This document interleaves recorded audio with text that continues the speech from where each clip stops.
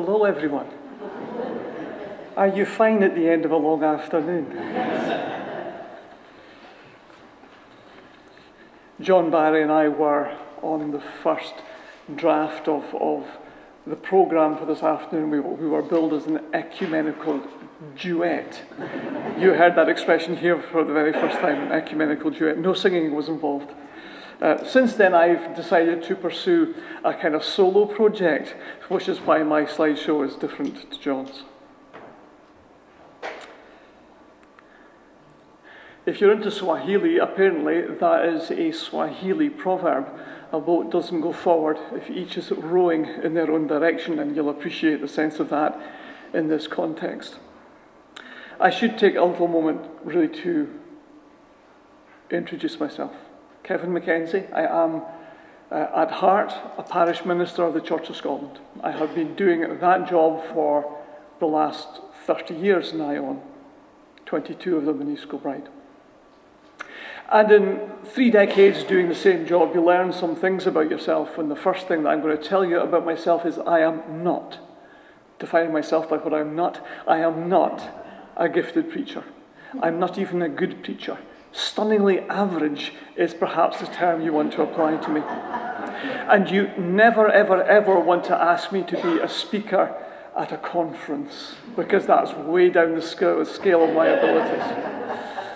I avoid going to guild meetings and other places where I'm invited as a speaker, but I know, but I know it's not one of my skills. So I think there was a day, not so long ago, I must have been having an out-of-body experience when I said to John and Sandy, well, I don't mind if I'm a speaker at your ecumenical autumn conference. So here I am doing my bit for this committee that I help in the role of vice convener.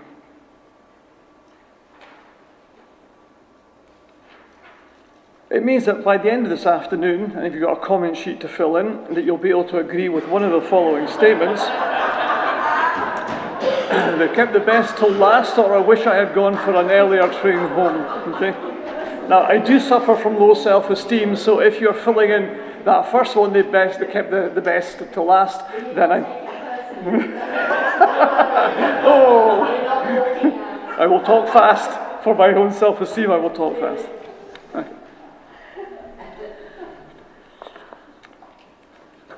That place is a place where I have ministered for the last 22 years, Westwood Parish Church in East Kilbride. The congregation began in May of 1962, meeting for its first time in Duncanrigg Secondary School, so long before there was a church building. The first church was put up in 1964, and 30 years later it was demolished because it was an unsafe building.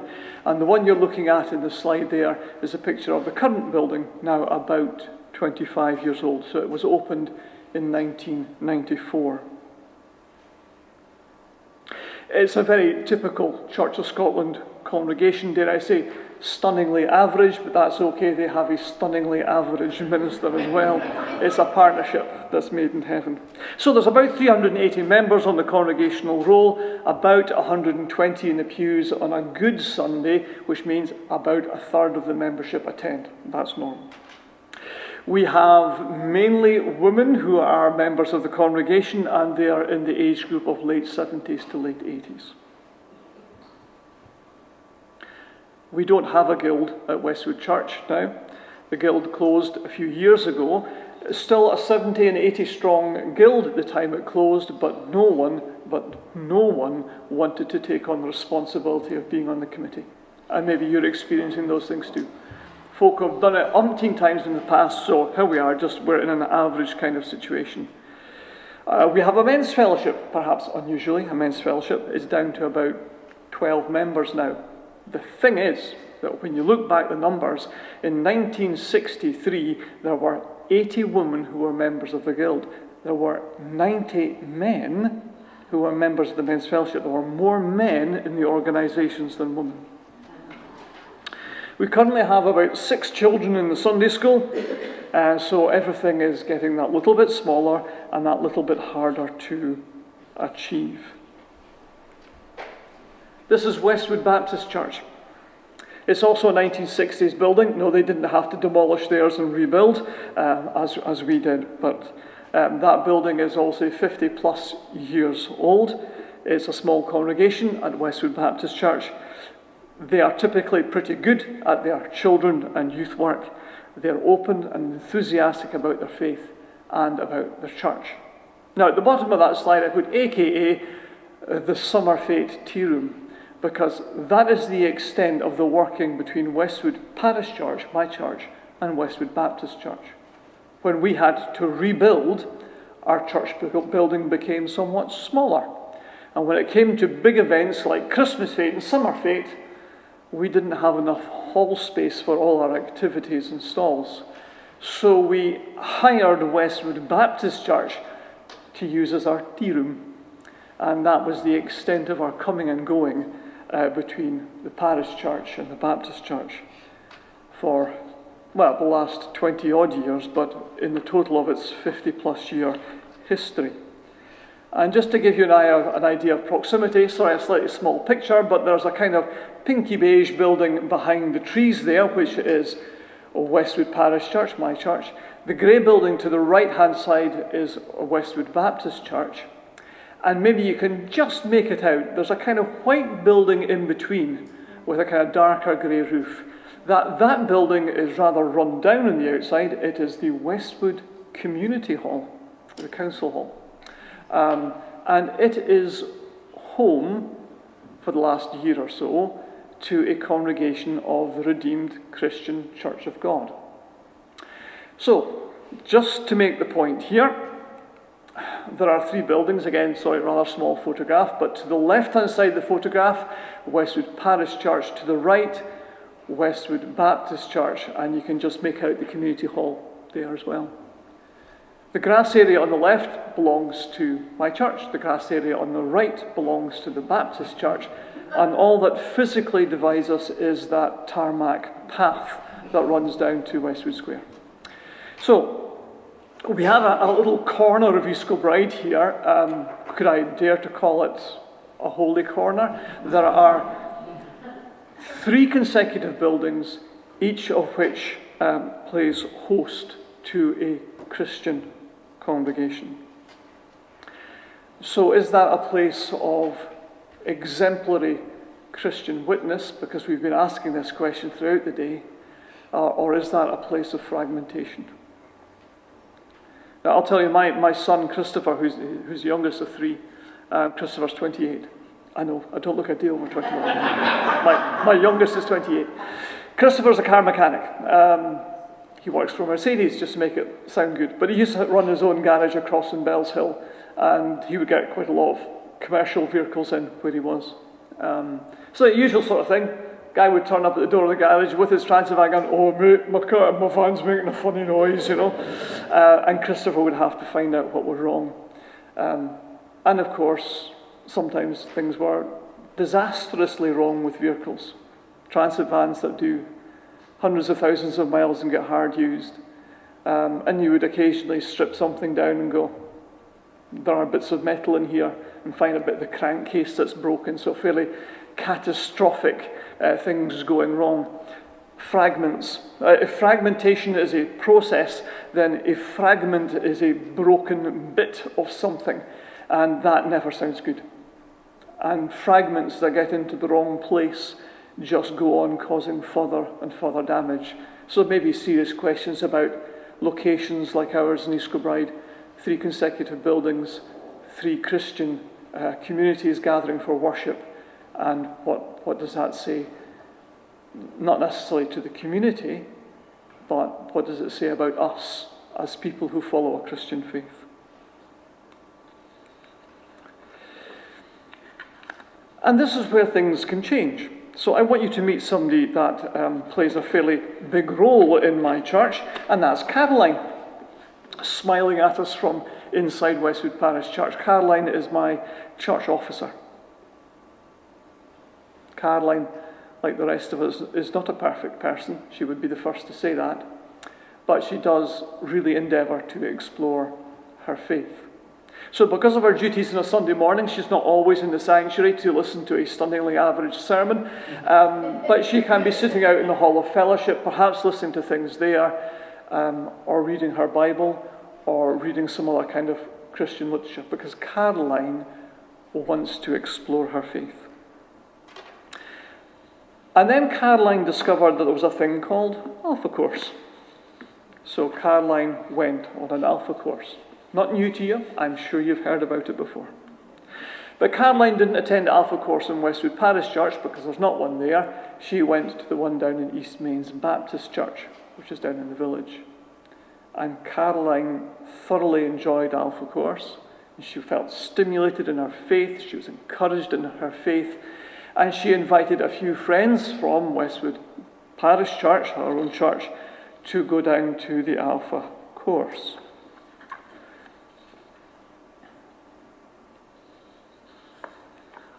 And this is one of the lads who went to the Alpha Course. This is Raymond Burns. And it so happens that Raymond is an elder at Westwood Parish Church in my church.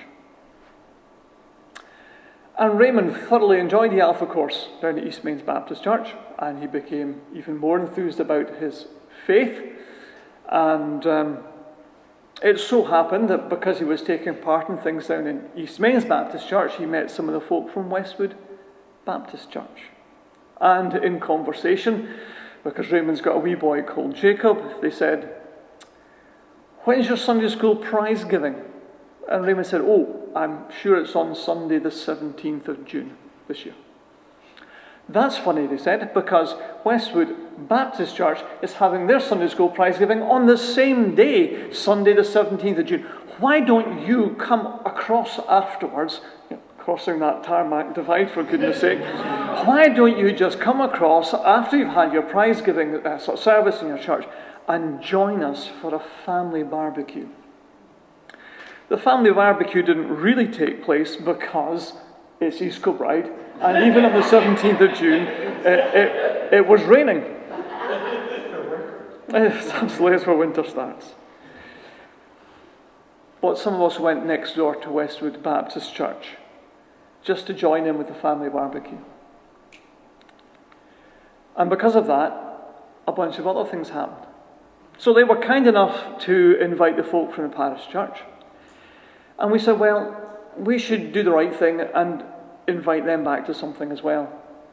Now, it so happens that in my own church, because things can be quiet in the Church of Scotland across the summer, when everybody's going on holidays, we thought we should run our summer evening cafe again. It is only on the Wednesday evenings of July and August when things are quiet. And it's just a place for folk to get together and chat. Some of the buddies who are not so sure about being out in a dark winter's night, we just have something in the summer that they can come to.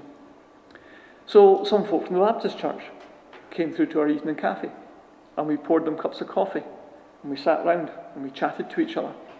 And we spoke enthusiastically about our churches and how do you do things across there and how do we do things in here, and just very, very ordinary conversations. But we got to know each other.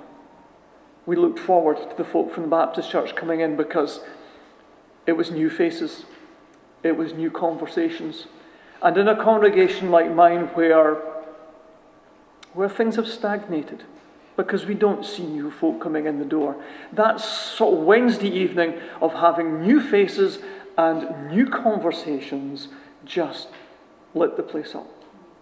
We were looking forward to Wednesday evenings, looking forward to meeting folk again. It was great. So, Westwood Baptist Church was vacant at the time. They had been in a vacancy of two and a bit years, but they were looking forward to a new pastor arriving at the end of August. So they invited me across to the induction service, which was lovely. And we became aware of the Harvest Store Cafe in the Baptist Church, which is there to run a bit of a food bank and help sort of provide discounted toiletries and so on. So you go in, you get your rolling sausage or your rolling bacon and your coffee, and what comes in as profit from the cafe helps to subsidise things. So we said, well, we'll come in and do that on a Tuesday, and we've got lunches on a Tuesday, and you can come and join us for lunch. And, how was all this conversation happening? Then they said, look, we're running Alpha Course in Westwood Baptist Church, and we could use some help.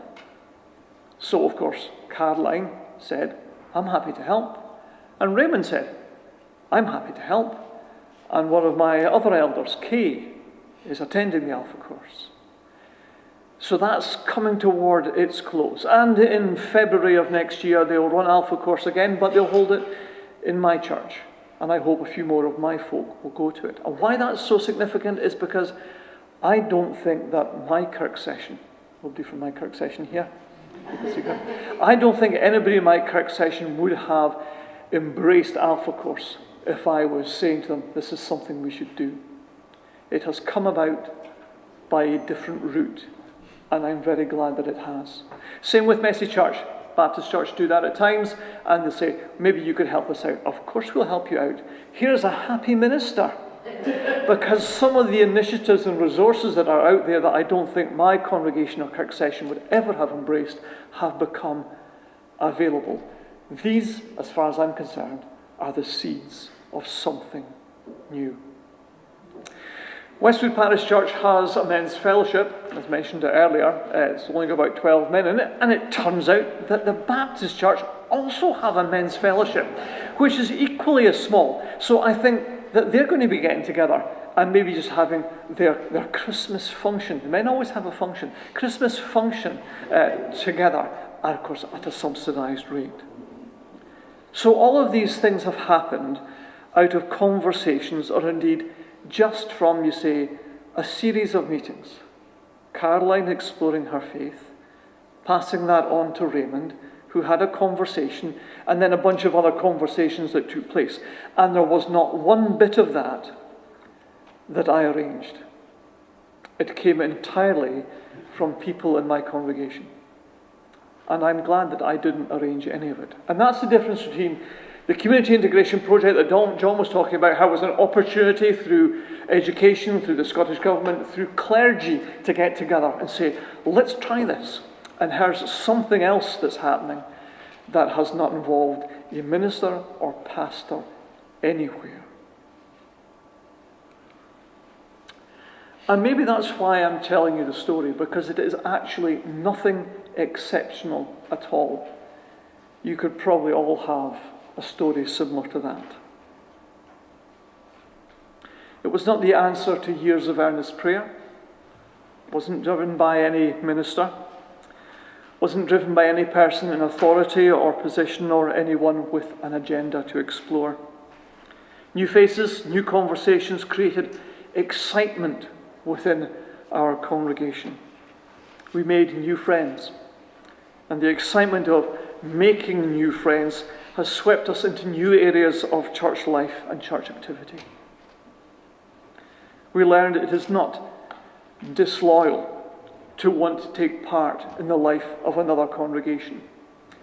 We have for so many years said the finances of the church will suffer if you're not there on a Sunday morning putting in your offering. You have got to be in your place of worship supporting it every Sunday and all the time. And we sometimes forget about people's spiritual pilgrimage, that they need the breadth of what the Christian community can offer, the different styles of worship. So sometimes we are critical of those people who, and every community and every city and every town has them, the people who are with you in your church for 3 or 4 Sundays and then disappear off down the road somewhere else. And then a couple of months later you hear that they're going to the Roman Catholic Church and they just float about from one congregation to another. And we kind of criticise them because they don't have any commitment. They don't stay in one place. They don't put down roots. Are they in fact the people who are building bridges for us? Because they are known everywhere. And they know all the different types of ministry and clergy. And they know people in congregations. Are they the people who can help us build bridges?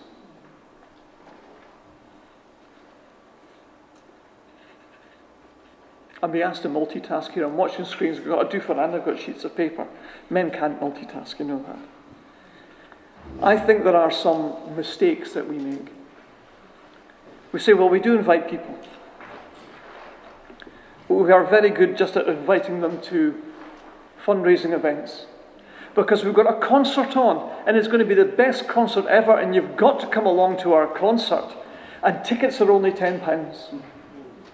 And do come to our coffee morning, because we're raising funds for. And sometimes the only interest we express in other people is for what's in their wallet or in their purse. We need their money, because we are so centred around making ends meet, raising the funds, that we forget about just simple relationships. We invite people to come to church, but we don't always invite them to come to faith in Christ. We get very focused on plans and strategies. Indeed, my church has just done its local church review. And it's all about finding a plan for the future. And nowhere in that plan is it anything about saying, we just want to get to know people. The thing that we can all do, the thing that we are just curious about other people, and curious about other congregations and churches. How do you do things at Our Lady of Lourdes, and how do they do things at Westwood Baptist Church? We actually do want to learn about those things. We just need to give ourselves permission to go and explore. So don't make the same mistakes that I think so many of us make, of being interested in people for what they can give to you, particularly, helping you reach your fundraising goals. Enjoy people for who they are.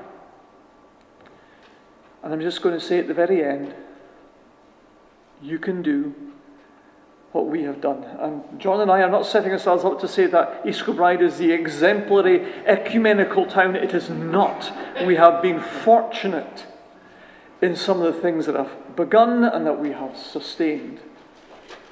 But every one of us here can go home and extend an invitation to the folk in the church next door and say, come on through and join us at the barbecue. Don't you dare say the ticket for the barbecue is £5. Right? Don't you dare. Just invite them across, because they are the folk next door, and you want to get to know them, and you want to find out what happens in their church. And maybe for you too, something really joyful and delightful will happen. Thank you.